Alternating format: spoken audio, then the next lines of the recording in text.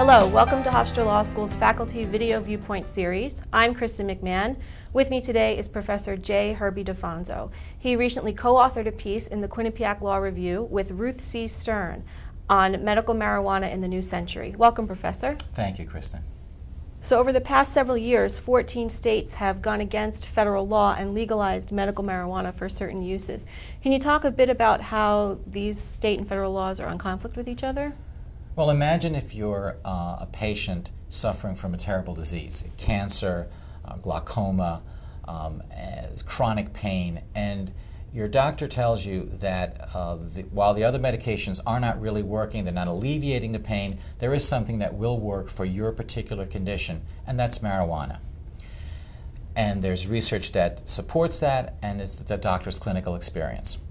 In 14 states, those states have made the decision that the doctor should be free to recommend it and that the patient should be free to take the substance and use it to alleviate their serious medical pain. However, in those same 14 states, the actions I've just described are completely illegal under federal law. And anyone facilitating those actions can be arrested, and of course the patient, him or herself, can also be arrested for violating federal law and sent to jail and fined. That is a significant conflict. Describe cultural federalism as outlined in your piece. Sure. Normally we think of federalism as a political doctrine, the sovereignty of the United States as a federal government versus the sovereignty of the states. And normally the states and the federal government are not in conflict. Each one knows its place.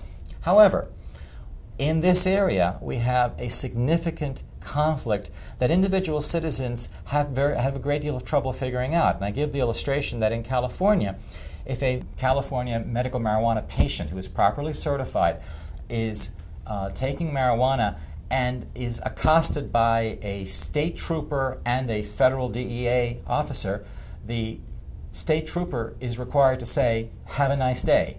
The federal officer must arrest him, put the handcuffs on, and take him to jail.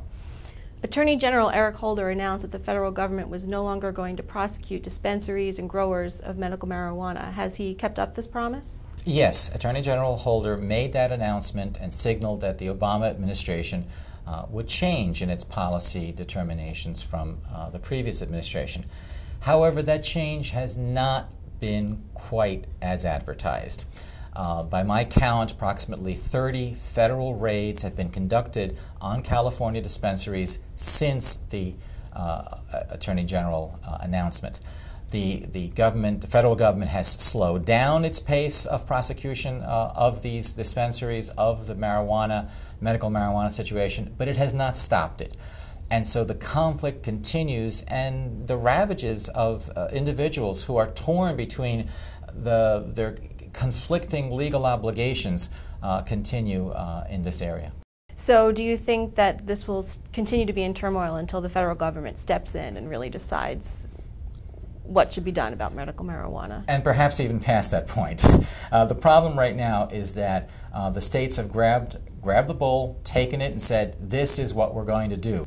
Right now the federal government is a major barrier to the continuation of the development of medical and scientific evidence, clinical studies that show the positive therapeutic effects of medical marijuana. The federal government is trying to stifle this research.